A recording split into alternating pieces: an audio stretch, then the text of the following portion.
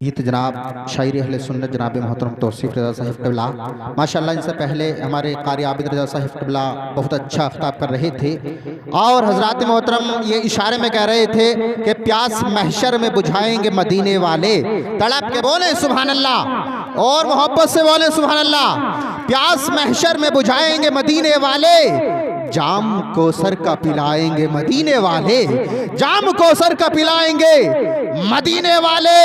और मेरा दावा है उजाला ही उजाला होगा, मेरा दावा है उजाला ही उजाला होगा जिस घड़ी कब्र में आएंगे मदीने वाले, जिस घड़ी कब्र में आएंगे मदीने वाले। हश्र की धूप में परेशान जब उम्मत होगी, हश्र की धूप में परेशान जब उम्मत होगी, अरे अपने दामन में छुपाएंगे मदीने वाले। हश्र की धूप में परेशान जब उम्मत होगी, अपने दामन में छुपाएंगे मदीने वाले। आगे से पिछले दाएं से बाएं तक पूरा मजमा हाथ उठा के लहरा के मुस्कुरा के बोले सुभान अल्लाह। मैं देखना चाहता हूं कि आप हजरत अपने माँ बाप से कितनी मोहब्बत रखते हैं। हाथों को उठा के लहरा के मुस्कुरा के बोले सुभान अल्लाह और मोहब्बत से बोले। वो मुश्किलों को भी मुश्किल में डाल देता है, वो मुश्किलों को भी मुश्किल में डाल देता है जो डूबता हुआ सूरज निकाल देता है। और मेरी माँ ने बचपन में ये कहा था मुझसे कि नबी का जिक्र हर मुसीबत को टाल देता है। मेरी माँ ने बचपन में ये कहा था मुझसे कि नबी का जिक्र हर मुसीबत को टाल देता है। और मुनव्वर राना का शेर याद आता है। मुनव्वर राना कहते हैं कि किसी के हिस्से में मक्का आया, किसी के हिस्से में दुका आई, किसी के हिस्से में मक्का आया, किसी के हिस्से में दुका आई। मैं घर में सबसे छोटा था, मेरे हिस्से में माई, मैं घर में सबसे छोटा था, मेरे हिस्से में माई। हमारे कुछ गुनाहों की माशाल्लाह हमारे खतीब हिंदुस्तान मुफ्ती शब्बीर साहब क़िबला ये नोटों से नवाज रहे हैं। आप ज़रा होठों से नवाजिएगा, तड़प के बोले सुभान अल्लाह और मोहब्बत से बोले सुभान अल्लाह।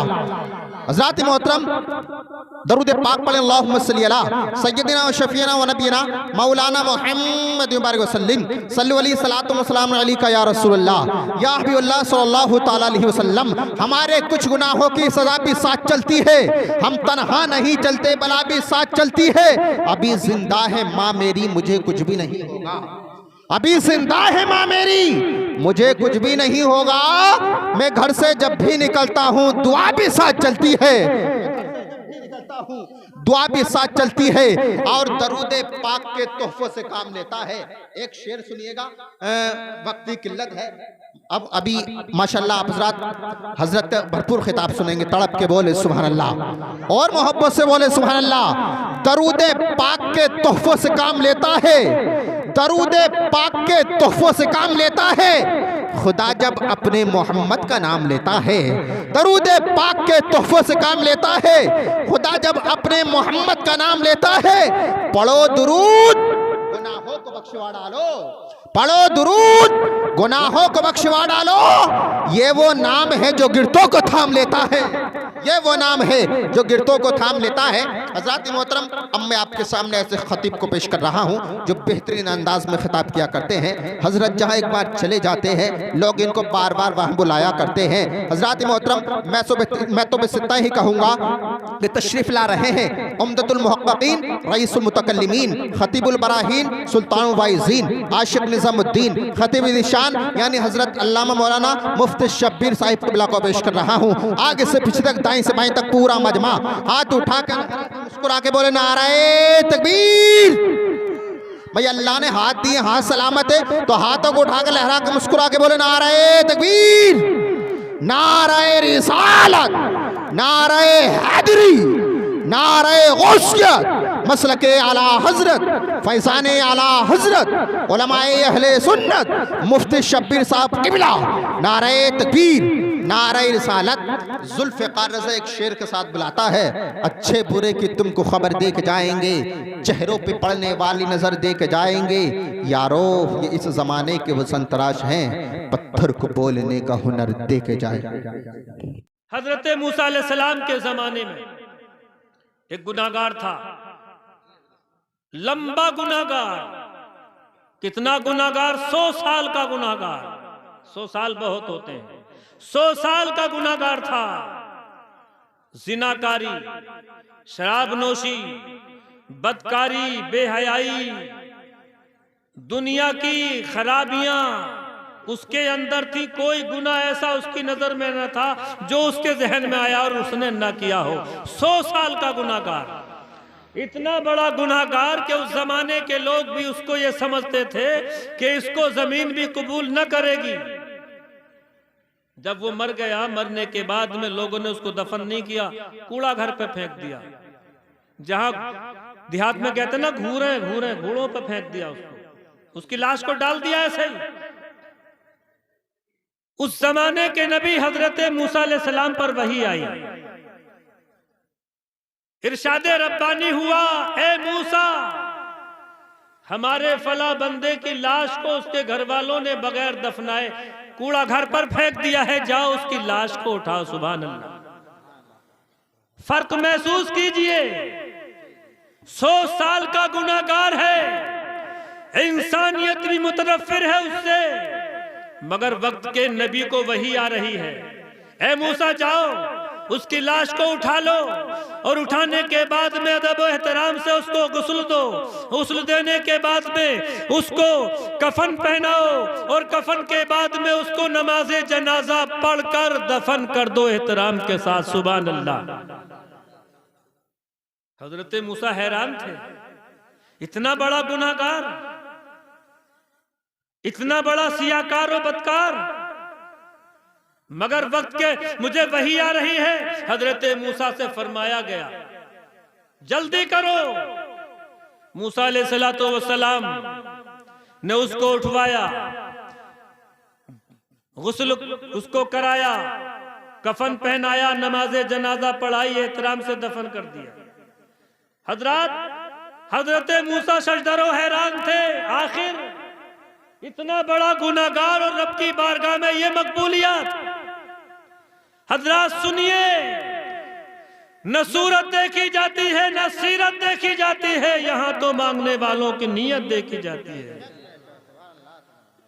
इरशादे रब्बानी हुआ है मूसा, माना कि ये बंदा शराबी था, माना कि ये बंदा जानी था, माना कि ये बंदा कातिल था, जफाकार था, सियाकार था, गुनाहगार था, लेकिन हमें इस बंदे की एक अदा ऐसी पसंद आ गई जो इसके सारे गुनाहों पर भारी हो गई।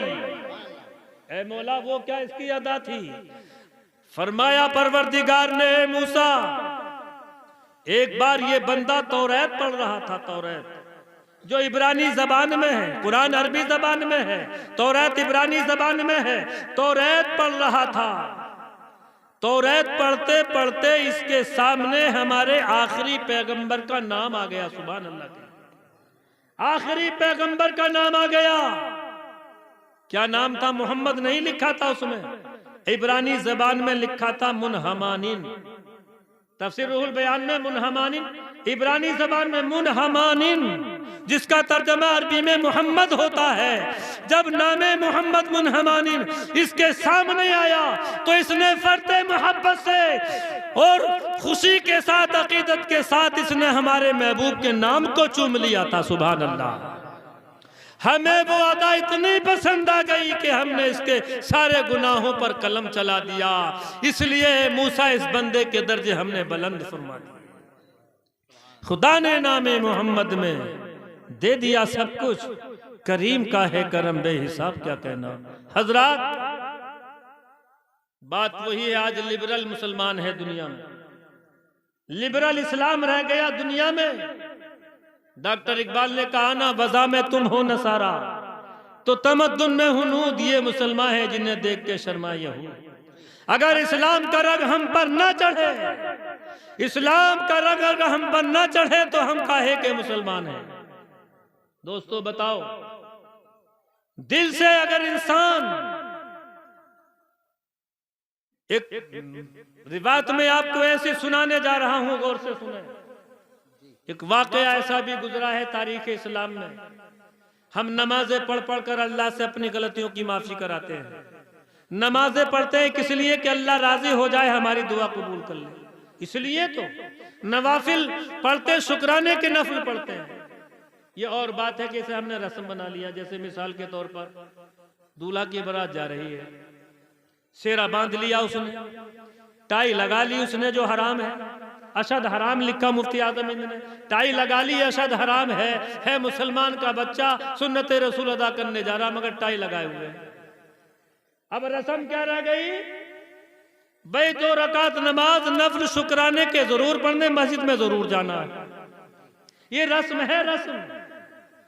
इधर जोहर की अजान हो चुकी, मस्जिद में दूल्हा नफल पढ़ने चला गया। जो अच्छे खासे इमाम होते हैं, खर्राट होते हैं, वो कहते ठहर जा, जोहर की नमाज पढ़ के जाएगा। और जो बेचारे वैसे होते हैं वो जल्दी से नफल पढ़ा के निकाल देते हैं। तो हमने जिस रास्ते को काबे वाला समझा वो तुर्किस्तान को जा रहा था। जरूरी यह था कि जोहर की नमाज पहले पढ़ता, उसके बाद नफल शुक्राने के पढ़े जाते। ये शुक्राने के लफ्ज़ वाजिब या फर्ज नहीं थे, नमाज फर्ज थी, मगर चलो नफल पढ़े। क्या है जहन में कि अल्लाह ने शादी का मौका दिया है, नफल शुक्राने के पढ़ने चाहिए। यही तो शुक्राना है, करना चाहिए अल्लाह का शुक्राना अदा। मगर ये रस्म ही रह गई दोस्तों। शुक्राना अदा हम अल्लाह का करते हैं इस अंदाज में। हर चीज का शुक्राना होता है, हर चीज का शुक्राना होता है दोस्तों। शुक्राने के तौर पर नफल अदा हमने अदा कर लिए। अब बारात लेकर जा रहे हैं दोस्त, मगर जो दिल के अंदर इस्लाम की तालीमात थी वो नहीं बसी। ज़बाने कह भी दिया ला इलाहा तो क्या हासिल, दिलो ज़बान मुसलमान नहीं तो कुछ भी नहीं। ये उसी मुसलमान का बेटा है जिसने रात को मंडली नचाई थी। ये उसी मुसलमान का बेटा है जिसने रात को डीजे नचाया था। अब अल्लाह को राजी करने जा रहा शुक्राने के लिए। दोस्तों, अगर तू इस्लाम को दिल से कबूल करता तो मैं आपको एक मिसाल देता हूं। अल्लाह इतना मेहरबान है। कारी साहब ने फरमाया था इतना मेहरबान कोई हो ही नहीं सकता, कोई नहीं हो सकता। माँ की ममता बच्चे के लिए तड़पती है, मगर अल्लाह वो रहमान और रहीम है। किसी ने कहा ना जो मांगने का तरीका है उस तरह मांगो। दरे करीम से बंदे को क्या नहीं मिलता। हम कहते हैं हमने बड़ी नमाजें पढ़ के देख ली, हमारी तौबा, हमारी दुआई कबूल नहीं होती। जो तरीका था दुआ मांगने का उस तरह तूने मांगी ही नहीं, वरना कबूल जरूर होती। दीबाचे में गुलसिता एक किताब है, उसके दीबाचे में लिखा है, बड़ी हार्ड किताब है फारसी की, एक हदीस लिखी। उसमें फरमाया गया कि जब कोई बंदा जमाने से परेशान होकर रब की बारगाह में आता, अल्लाह के नबी फरमाते हैं वो दुआ करता गिड़गिड़ाकर, अल्लाह उसकी दुआ की तरफ कोई तवज्जो नहीं देता। ये बात गौर से सुनने की है उन लोगों के लिए जो कहते हैं कि हमारी दुआ कबूल नहीं होती। पहली मर्तबा अल्लाह कोई तवज्जो नहीं देता, कितना ही रोए गिड़गिड़ाए इंसान, मगर नबी फरमाते दूसरी मर्तबा फिर 2 या 4 दिन के बाद में फिर अल्लाह नबी फरमाते हैं कि अल्लाह की बारगाह में वो बंदा आकर फिर रोता है, गिड़गिड़ाता है, फिर कोई तवज्जो नहीं होती। ये जुमले जाए ना हो जाए दोस्तों, जो मैं ये हदीस बयान कर रहा हूं, इससे दुआ करने का सलीका आपको आएगा। देखो जो भी देगा परवरदिगार देगा, ये दुनिया वाले कुछ नहीं दे सकते हैं, परवरदिगार ही देगा, दुनिया की हर चीज देगा। हमने यहां तक पढ़ा है कि आने वाहिद में अल्लाह ने जब दिल से दुआ मांगी तो अंधों को आंखें अता फरमा दी, अंधों को आंखें मिल गईं। हजरात 2 मर्तबा दुआ मांगी मगर अल्लाह ने कबूल ना की। तीसरी मर्तबा भी रब की बारगाह में आया, गिड़गिड़ाता रहा। अब सुनिए अल्लाह फरमाता है ऐ फरिश्तों गवाह हो जाओ, इन्नी कद इस्तय्यतु मिन अब्दी, अब मैं अपने इस बंदे से शर्म महसूस कर रहा हूं।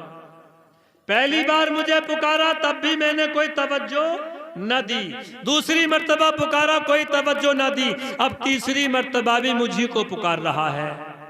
लिहाजा फरिश्तों गवाह हो जाओ, इन्नी कद इस्तय्यतु मिन अब्दी, मैं अपने बंदे से शर्म महसूस करता हूँ और अब मैं इसको ऐसा मुतदावत करता हूँ जो बंदा कहेगा मैं वही करूँगा। सुभान अल्लाह। यह है मांगने का तरीका। गैरुल्लाह के दरवाजे पर जाओगे अल्लाह नाराज होगा। आओ दिलो दिमाग का कांटेक्ट करके जो इंसान दुआ मांगता है वो कबूल होती है। गालिबन आखिरी बात मैं पेश करूं आपके सामने, मांगने का तरीका। और दिल तो कहीं हो और दुआ के लिए हाथ उठे हों मस्जिद में, उससे क्या हासिल हो रहा? कोई हासिल नहीं है।